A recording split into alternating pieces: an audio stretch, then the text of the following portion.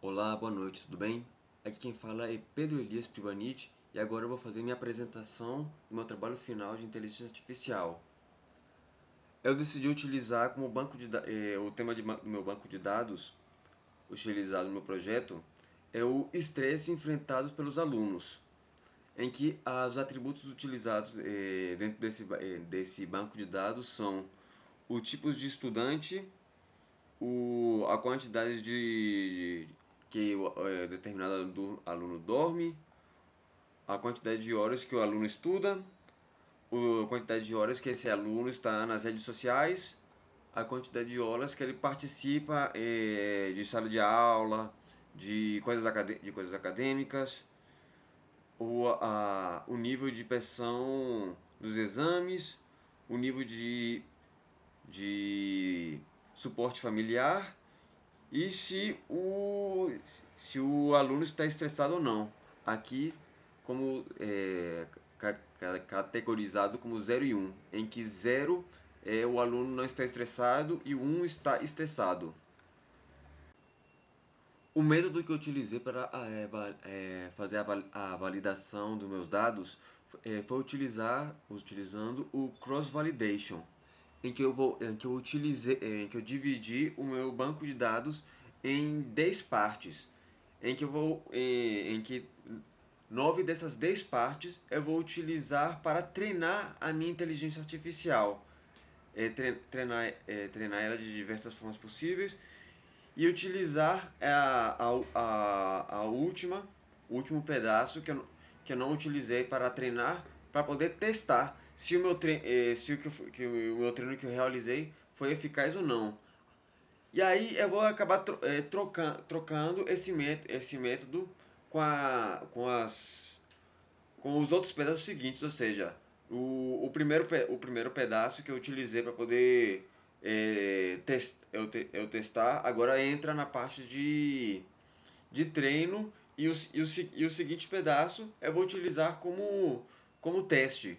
E assim por diante, até que a minha inteligência artificial acabe realmente aprendendo como lidar com esses dados. Porque essa forma de validação previne a inteligência artificial decore os resultados e dê uma resposta já pronta que ela sabe que vai satisfazer o problema. Dessa forma de validação cruzada, a inteligência artificial vai conseguir realmente aprender e vai dar um resultado coeso conforme que foi treinado. O primeiro algoritmo que eu utilizei para poder treinar minha inteligência artificial foi a árvore de decisão, em que a gente vai criar uma árvore que vai criar como se fosse regras e padrões que a inteligência artificial conseguiu entender para poder melhor classificar as próximas instâncias que serão inseridas. Aqui eu também acabei criando essa árvore de decisão conforme os dados que eu acabei alimentando ela no meu banco de dados. A partir exatamente.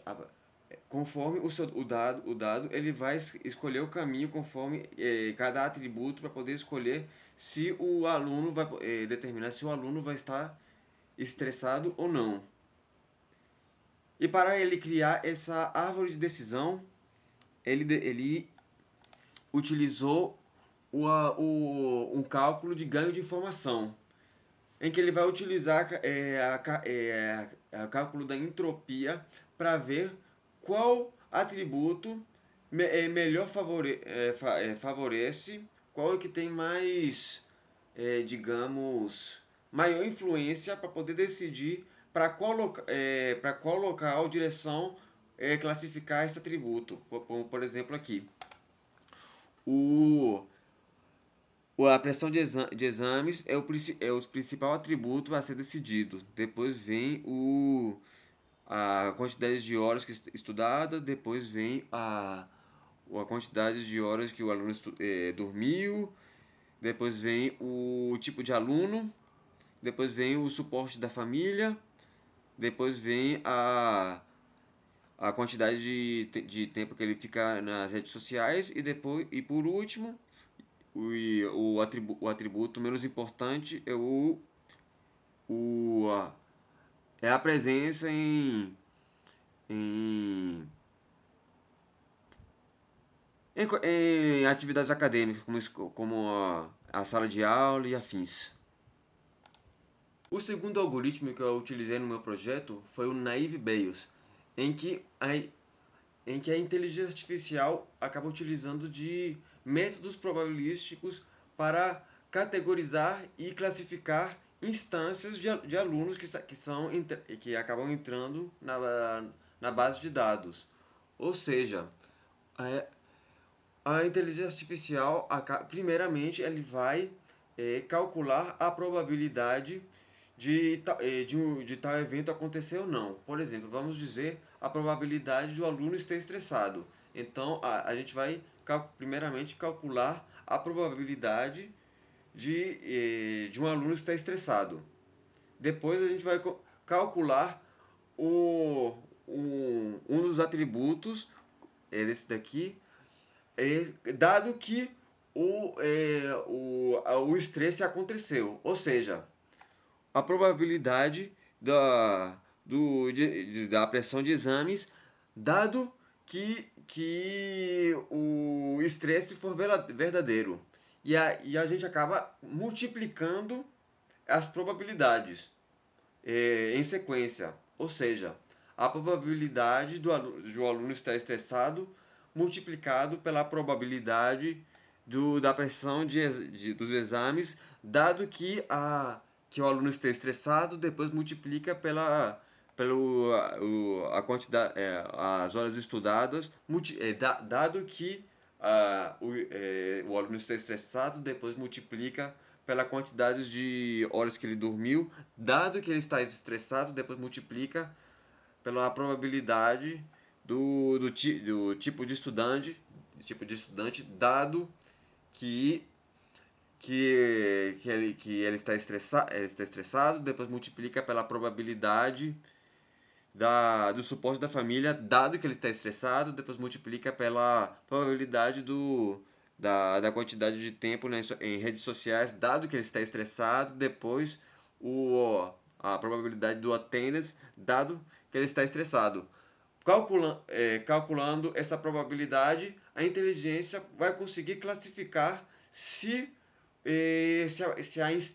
a nova instância de aluno vai conseguir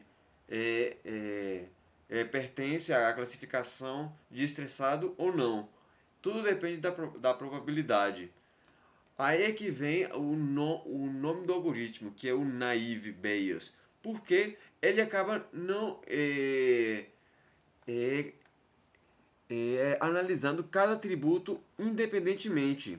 Ele não percebe que cada atributo pode ter uma relação com outra, ou seja, quanto, quanto maior a quantidade de tempo que o aluno está estudando, diminui a quantidade de horas que ele está dormindo e diminui também a quantidade de tempo que ele está em redes sociais. Ele não percebe isso, ele utiliza cada atributo, ele calcula cada atributo individualmente sem nenhum influenciando o outro. Por isso que ele se chama de naive. O último algoritmo analisado nesse projeto foi o KNN, também conhecido como os K vizinhos mais próximos. Do que consiste esse algoritmo? Nós vamos pegar uma instância de aluno e a gente vai inserir no banco de dados. E o algoritmo vai pegar os K vizinhos mais próximos e para tentar determinar se as características da instância do aluno novo condizem com as características dos outros alunos dentro do banco de dados. Ou seja, como por exemplo, Nesse banco de dados, nesse exemplo daqui, eu acabei utilizando os K vizinhos mais próximos. Ou seja, a instância que eu vou acabar inserindo no banco de dados, ele vai analisar os 5 vizinhos mais próximos para ver se as características compartilhadas com eles vai determinar se essa instância é um aluno estressado ou não.